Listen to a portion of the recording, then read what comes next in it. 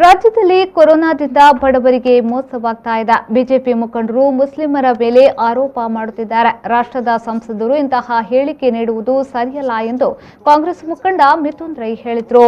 ಅವರು ಮಂಗಳೂರಿನಲ್ಲಿ ಕಾಂಗ್ರೆಸ್ ಕಚೇರಿಯಲ್ಲಿ ಸುದ್ದಿಗೋಷ್ಠಿ ನಡೆಸಿ ಮಾತನಾಡಿದರು. ಕೋವಿಡ್ನಿಂದಾಗಿ ರಾಜ್ಯ ಹೀನಾಯ ಸ್ಥಿತಿಯಲ್ಲಿದೆ. ಕೇಂದ್ರ ಸರ್ಕಾರ ಯಾವುದೇ ಪರಿಹಾರವನ್ನ ಕೂಡ ನೀಡುತ್ತಿಲ್ಲ. ಯುಪಿಎ ಸರ್ಕಾರ ಜನರ ಪರವಾಗಿ ಕೆಲಸ ಮಾಡಿದೆ.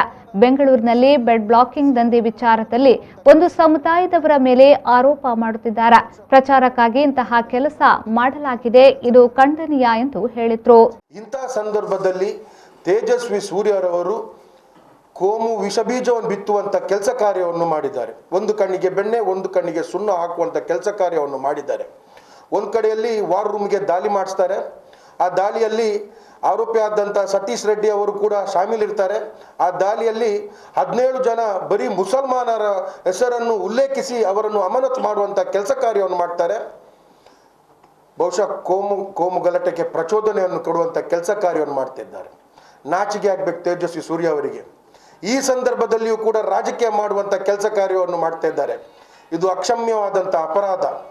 ರಾಜಕೀಯ ಲಾಭಕ್ಕೋಸ್ಕರ ಇವತ್ತು ಜಾತಿಯ ನಡುವಿನಲ್ಲಿ ವಿಷಬೀಜವನ್ನು ಬಿತ್ತುವಂತ ಕೆಲಸ ಕಾರ್ಯವನ್ನು ಮಾಡ್ತಿದ್ದಾರೆ. ICU ಬೆಡ್ ಇಲ್ಲದದ್ದು, ಆಕ್ಸಿಜನ್ ಇಲ್ಲದಿದ್ದದ್ದು ಅದು ಸರ್ಕಾರದ ತಪ್ಪು. 17 ಜನ ಮುಸಲ್ಮಾನ್ ಸೋದರರ ತಪ್ಪಲ್ಲ. ಇದು ಯಾರ ತಪ್ಪು? ಸರ್ಕಾರದ ನಿರ್ಲಕ್ಷ್ಯ ತಪ್ಪು, ಸರ್ಕಾರದ ಅವ್ಯವಹಾರದ ತಪ್ಪು, ಸರ್ಕಾರದ ಭ್ರಷ್ಟಾಚಾರದ ತಪ್ಪು, ಸರ್ಕಾರದ ಆಡಳಿತ ವೈಫಲ್ಯದ ತಪ್ಪು. ಅದನ್ನೆಲ್ಲ ಮರೆಮಾಚುವಂತ ಕೆಲಸ ಕಾರ್ಯವನ್ನು ಬಿಟ್ಟು ಇವತ್ತು ಅಮಾಯಕ 17 ಜನರ ಮೇಲೆ ಗೂಬೆ ಕೂರಿಸುವಂತ ಕೆಲಸ ಕಾರ್ಯವನ್ನು ಮಾಡ್ತಾ ಇದ್ದಾರೆ.